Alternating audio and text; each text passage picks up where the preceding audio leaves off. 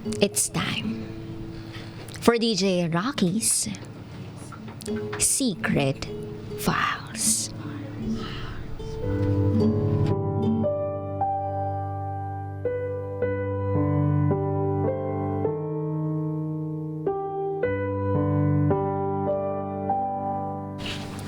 Binigyan ka ng brad mo ng babae. Hindi ka pa nakontento. At humingi ka uli ng babae.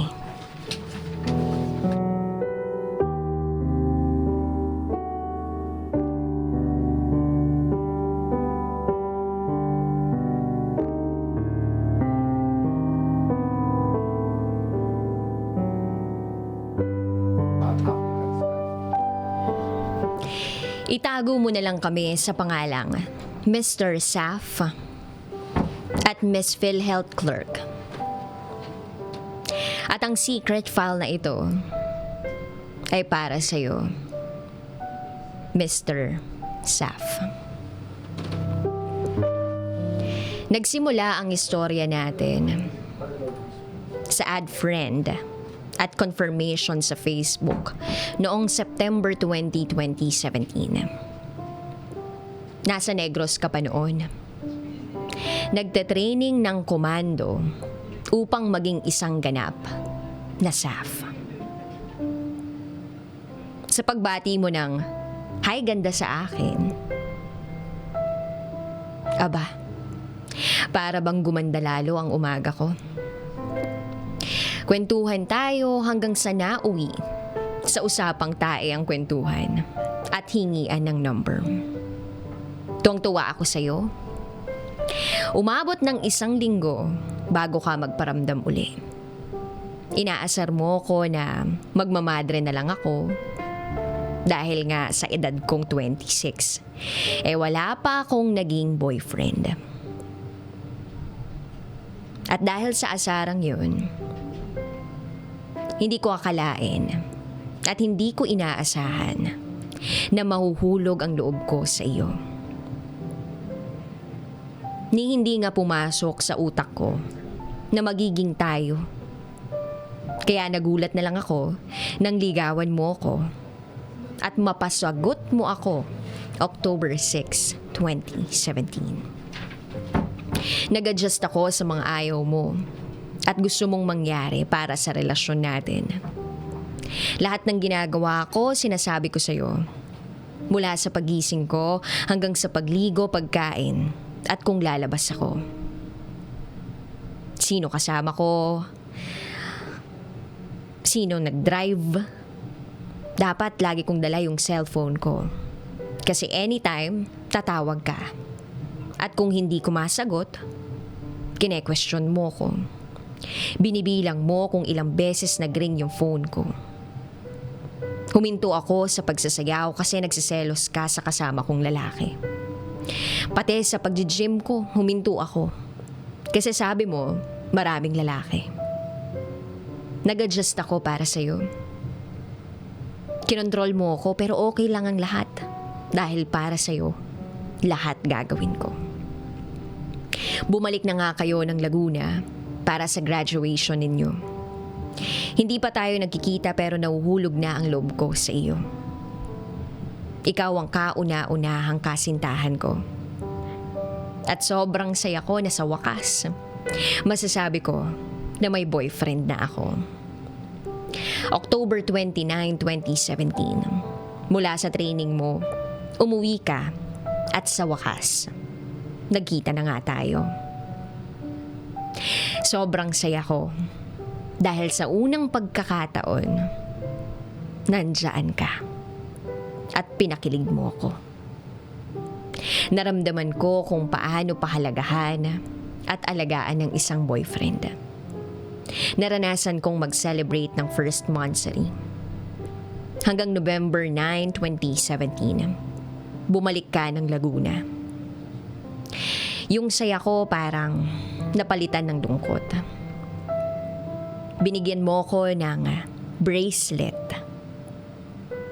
Sabi mo sa akin, etong bracelet na ito ay iniingatan mo. At ito ay simbolo na ako ay babalikan mo. Nangako ka sa akin. Kaya iningatan ko ito. Dala-dala ko to lagi kahit saan ako pumunta. Hanggang sa isang araw, isang babae ang lumapit sa akin.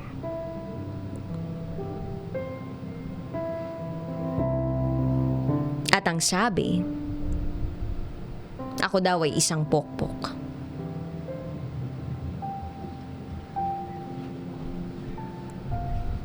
Bigla na lang siyang umalis.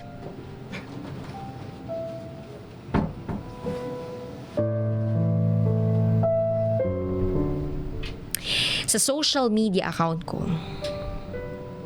meron akong in-upload na picture nating dalawa. At merong biglang nag-comment doon na, pokpok ka, malandi ka, isa kang kabit. At kung ano-ano pang masasakit na bintang. Chinek ko ang profile ng babaeng yun. At pagkita ko, ikaw yung babaeng nagsabi sa akin sa personal na isa akong pokpok. Pero ang pinakamasakit na nalaman ko ay ikaw pala ay merong anak sa dati mo pang kasintahan. Yung babae palang yun ay ang dati mong kasintahan. Pinaliwanag mo sa akin ng lahat. Kesyo ganito, ganyan, yung nangyari at matagal na kayong wala. Tinanong kita kung kasal ba kayo nung nanay ng bata. Sabi mo hindi at hiwalay na kayo. Bago pa man siya manganak. At hindi mo alam na kasal na pala ang babae bago pa man maging kayo. Naawa ako sa mga kwento mo.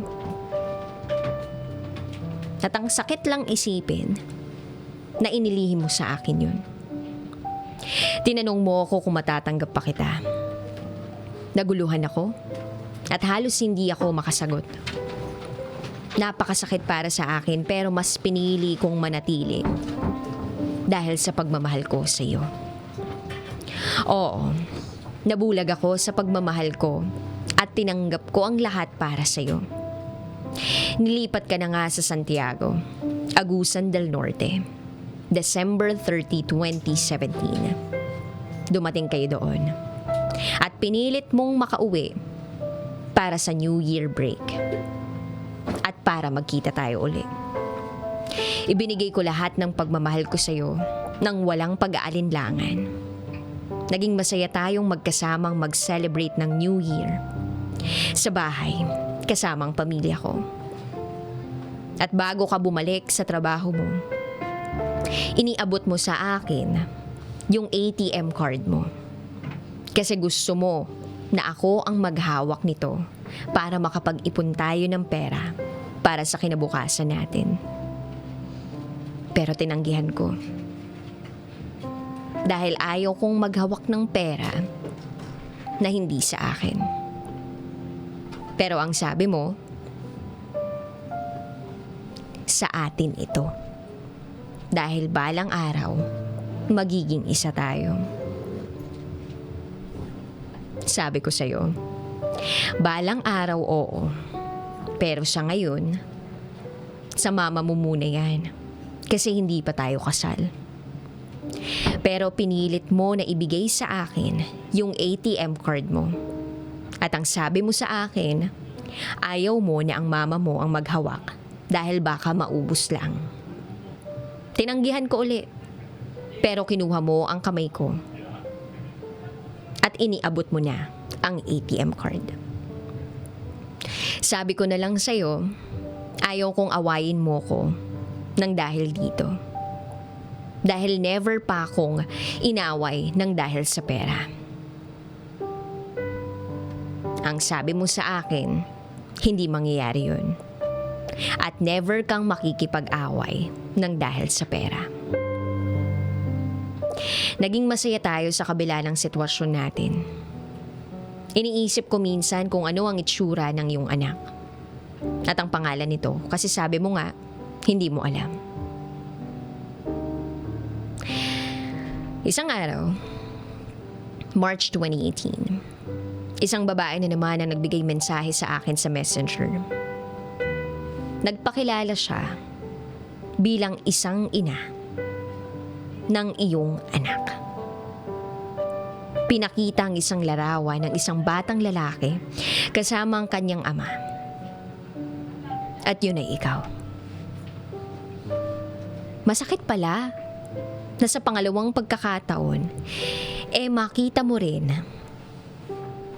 yung isa pang anak ng kasintahan mo.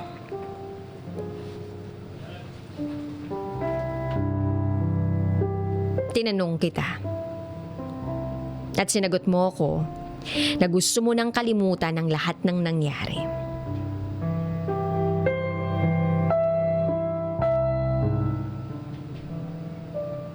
Pinilit kong magpakatatag. At pinili pa rin kita sa kabila ng lahat ng masasakit na sinabi sa akin ng ina ng bata. For the second time around. Pinaglaban kitang muli at naniwala ako na tama ang desisyon ko. Dahil sa nangyari, pinangakuan mo ko na magpakasal kahit civil wedding muna. Sa iyong pag-uwi, April 2018. Hinintay ko na pag-usapan ang pangako mong civil wedding. Pero hindi mo na to nabanggit. Sinama ka namin sa reunion ng pamilya namin. Naging masaya ako kasi matapang mong hinarap ang napakalaki kong pamilya sa Takurong. Ilang araw, pinakilala mo na rin ako sa pamilya mo. Naging okay yung pagtanggap sa akin ng papa mo, maliban sa mama mo na ayaw akong pansinin. Pero iniisip ko na lang dahil baka sa nangyari sa'yo dati, kaya ganun siya sa akin. Pero napakasaya ko. Naranasan ko ang mga bagay na akala ko hindi ko mararanasan. Habang tayo ay pauwi sa bahay namin. Oo. Sa bahay ka namin umuwi, nabanggit mo ang tungkol sa atin. Sabi mo, magtutour muna tayo kung saan habang mag-boyfriend o girlfriend pa tayo. Kasi kapag bumuo na tayo ng pamilya, baka mahirapan na tayong gumala. Tinanong mo ko kung makakapag-antay pa ako ng 2 taon para matapos mo yung first loan mo bago tayo magpakasal. Siyempre ako tuwang-tuwa. At okay lang sa akin ang 2 taon. Ang iniisip ko, mabilis lang ang panahon. Kaya ko magantay para sa'yo. Lalo ko pang napatunayan na seryoso ka sa akin nang kumuha tayo ng lupa sa Samal. Plano natin gawa ng boarding house pagdating ng araw para pagkakitaan natin.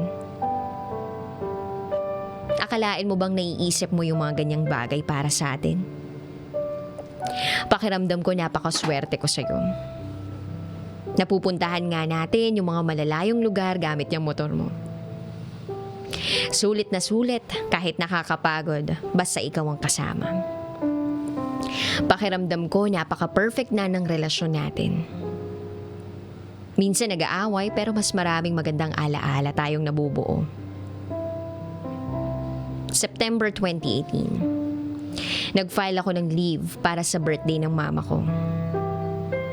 September 4, pupunta sana ako ng Davao para makasama si mama sa birthday niya. Pero pinakiusapan mo ko na doon muna ako sa inyo dahil 50th birthday ng papa mo. September 3. Mas sinunod ko ang gusto mo at isinakripisyo ko ang birthday ng mama ko dahil mas inuna ko ang papa mo. Naging masaya rin naman ako kasi pakiramdam ko tanggap na ako. October na. Wala kang passes. Kaya napagdesisyonan natin na ako na lang ang pupunta sa'yo para makapag-celebrate ng first anniversary natin. Sobrang excited ako dahil first time ko mag-celebrate nito. Kaya lang nagkaproblema kami sa opisina na hold lahat ng leave namin. Pero dahil sa excitement ko, At hindi na ako halos makatulog sa kakaisip na dapat makapag-celebrate tayo ng anniversary na magkasama. Pinilit kong pumunta sa'yo kahit bawal. Oo, isinakripisyo ko ang trabaho ko para sa'yo. Ganon kita kamahal. Natuloy ang first anniversary natin ng magkasama. Ang saya ko. Kung saan-san tayo pumunta. Butuan, to Claveria, Misamis Oriental. Sinulit ko ang mga oras na magkasama tayo. We made love. At sinabi ko sa iyo na mahal kita. At sinugot mo rin ako na mahal mo ako. Last passes mo na sa taong 2018. New Year break na uli. Sobrang okay yung pagse-celebrate natin. Kasama ang pamilya mo. Open na tayo sa bawat pamilya natin. After that, nag-outing pa tayo kasama ng pamilya mo at mga kapatid ko sa Lake Agco. Pag-uwi natin sa amin, yes, sa bahay namin, pinakita pa ng tatay ko yung property na bibilhin sana natin para sa magiging dream house natin. Nag-promise ka na pagtutulungan natin hanggang sa mabuo. Pero hindi ko alam na sa likod ng mga ngiting ipinapakita ko ay ang lungkot na bumabagabag sa isip ko. Napansin ko na meron na nagbabago sa iyo. Katulad na lang ng hindi ka na nag-goodbye kiss. Hinahatid mo ko sa trabaho pero hanggang kanto ka na lang. Kinukuha mo agad ang cellphone mo kapag hinahawakan ko. May tumatawag palagi sa iyo pero vino-volume down mo. At hindi mo sinasagot. Sinasabi mo lang kasama mo sa trabaho. Pinilit kong hindi pansinin lahat ng yon. Dahil iniisip ko na dapat mas magtiwala ako sa iyo. January 11, 2019. Bumalik ka sa trabaho mo. Hindi ko maipaliwanag kung anong dapat maramdaman ko. Ang dami nang pumapasok sa isip ko pero syempre namimiss kita. Iniwan mo sa akin ang laptop mo. Sinubukan ko itong i-open. At sa pangatlong subok ko, nag-open ang account mo. Tiningnan ko ang mga post mo. Wala namang kakaiba pero nag-open ako ng messenger mo. Insulto ang naramdaman ko nang mabasa ko at malaman-laman kong nirereto ka ng kapatid mong babae sa teacher niya. Ang sabi ng kapatid mo, Kuya, regards daw, sabi ni teacher. Kuya, birthday ni teacher ngayon. Ano daw regalo mo sa kanya? Paulit-ulit na regards. At ang pinakamasaklap, ang sabi ng kapatid mo, Kuya, sinabihan ko si teacher na ikaw yung maghahatid sa kanya. Sa isip-isip ko, ang sabi sa akin ni Mr. Saf sa araw na yun, pupuntahan niya lang yung kapatid niya sa eskwelahan. At dahil sa nabasa kong yun, pinagalitan kita. Nagalit ako, nagselos ako. Nagsorry ka pero galit ka pa rin. Sabi mo, wala lang naman yun. Pero mas nagibabaw yung galit ko sa'yo. At dahil hindi kita matiis, humingi na rin ako ng tawad sa reaksyon ko. Tinanggap ko ang sorry mo. Hiningi ko sa'yo na sana wag na maulit. Naging okay naman sa'yo. Ilang araw lang, binuksan ko na naman yung messenger mo. Eto na yung mga mensahe na galing sa iyong fraternity brotherhood. At ito yung bagay na halos hindi ko matanggap. Usapang lalaki na pwede mo sanang iwasan kung iniisip mo lang sana ako. Binibigyan ka ng brad mo ng babae. At ang ikinagugulat ko pa, yung natutuwa ka pa na binibigyan ka ng babae. Binigay sa'yo yung account ng babae. At sabi sa'yo ng brad mo, i-add mo at i-private message mo. Sabi ng brad mo, Brad, baka hindi ka i-accept. Profile mo yung girlfriend mo eh. Ang sagot mo, Brad, sabihin mo yung Hilaryo. Yun yung account. Ako yun, Brad. Nag-message na ako kamon sa kanya. Huwag mong sabihin sa iba ha. Baka mabuking tayo.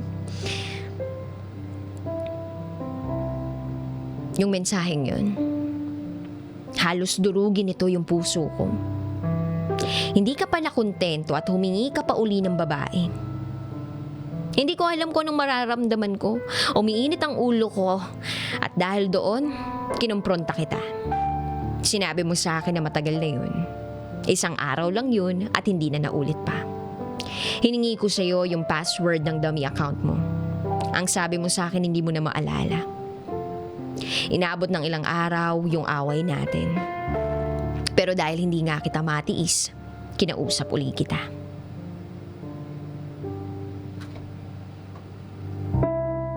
Dahil sa lahat ng nangyari, naging strikto ako sa'yo. Gusto ko naman ngayon na ikaw ang laging mag-a-update sa akin. Iniisip ko na pwedeng kahit anong oras, pwede mo na akong palitan. Lumipas pa ang mga araw na papansin ko na ang pagbabago mo. Ang dating malambing mong salita, dahan-dahan nang nawawala. Nagvi-video call tayo pero parang wala sa akin ang atensyon mo. Ang dami mo ng alibay kapag tumatawag ako. Wala nang good morning, good night at I love you. Pag tinatanong kita kung namimiss mo ko, halos hindi ka na makasagot. Tumatawag ka na lang sa akin kapag kailangan mo ng pera at load. Tinatanong kita kung bakit cold ka na, wala kang sagot. Iniiba mo lahat ng tanong ko. March nitong taon, nagpaalam ka na mag-ride kayo ng team mo. Nakiusap ako na huwag ka nang sumama para makapagpahinga ka. Ikaw na mismo ang nagsabi sa akin na kulang ka sa tulog. Nag-aalala lang ako sa'yo. Dahil sa sunod-sunod na disgrasya dito sa atin, ayaw ko. Pero mapilit ka, kaya wala na akong nagawa. Kinabukasan nag-text ka na papunta ka na sa meeting place ninyo. Ang sabi ko sa'yo, huwag mong kalilimutang mag-update gaya ng dati.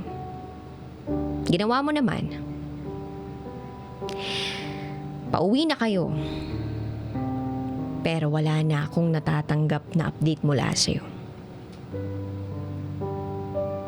Hindi ako halos makatulog noon. Kinabukasan, nag-chat ka ng good morning. Nagalit ako sa'yo. Ang sabi mo sa akin, nakatulog ka lang. Nag-alala ako ng sobra tapos sasabihin mo nakatulog ka. Pagkatapos na nga ng away natin na to, mas lalo kang lumayo sa akin. Hindi mo na ako tinatawagan, hindi mo na sinasagot yung mga tawag ko. Sinasabi mo lagi na busy ka. Kahit chat ko, scene-zoned ako. Mga text ko, hindi mo na ako nire-replyan. Ang dami-dami tang negatibong pumapasok sa utak ko. Lagi na ako nag-iisip ng masama tungkol sa'yo. Hanggang sa isang gabi, hindi ko na maintindihan yung sarili ko. Nakikiusap ako sa'yo na pagbigyan mo ko at kausapin mo ko. Tinangka ko mag-suicide. Muntik ko nang inumin lahat ng gamot na merong 600 milligrams sa bag ko. Sabi ko sa'yo, kailangan ko ng kausap. Pinuntahan mo ako pero parang walang nangyari. Kinabukasan, kinumusta mo ako na parang walang nangyari.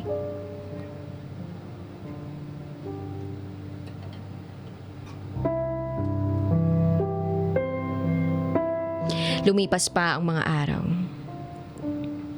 Gusto mo nang bawiin ang ATM card mo at laptop mo. Sinisigawan mo ako pag kinakausap mo ako. Para na akong mababaliw, mabubuang. Kinagabihan, lumapit ako sa papa ko umiiyak. Para akong batang inaway ng kalaro.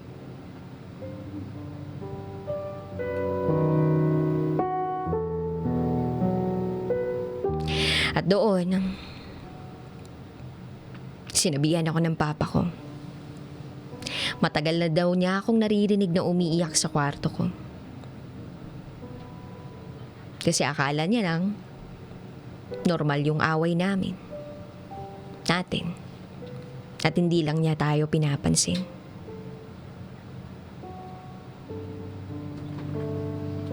Pinatahan niya ako. At ang sabi sa akin ni Papa,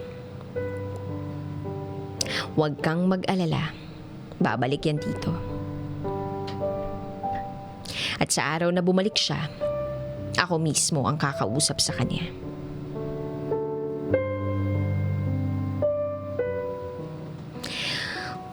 Ilang araw pang lumipas, hindi ko na kaya.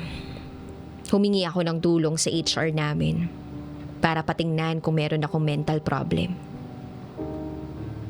Pero sabi sa akin, magastos kung sa psychiatrist ako magpapatulong. Gusto ko magpa-counseling. Tinulungan ako ng sekretary ng HR para makahanap ng madre o pare na pwedeng mag-counsel sa akin. Ilang araw pang lumipas, nagpa-counseling ako. Ibinuhos ko ang lahat-lahat ng nararamdaman ko. Ilang araw pang lumipas, sa DSWD naman ako nagpa-counsel. Hindi ko na alam kung ano nangyayari sa akin. Parang mabaliw-baliw na ako at parang dinudurog na ang puso ko. Isang araw, hindi na ako halos makahinga. Nanigas na ang kamay at paa ko. Buti na lang at nakuhaan ako ng wheelchair at dinala sa emergency room. Ang daming tumulong sa akin. Sabi nila, higit 1 oras akong nanigas hanggang sa naging normal na ang lagay ko. Kaya kung naririnig mo ito, Mr. Saf, sobrang taas na ng expectation ko sa'yo at ng pamilya ko dahil sa mga ipinakita mo. Kaya sobrang lakas din ang ibinigsak at iginuho ng lahat ng yun. Sa ngayon, nakapag-file na kami ng kaso kasama ang ex-girlfriend mo, ex-girlfriends mo, ng mga naanakan mo. Oo, naging magkakaibigan kami. Matapos kong ipaalam sa kanya lahat-lahat ng ito. Naging okay sa kanya lahat ng plano namin. At sila din mismo gustong maging witness sa panluloko mo.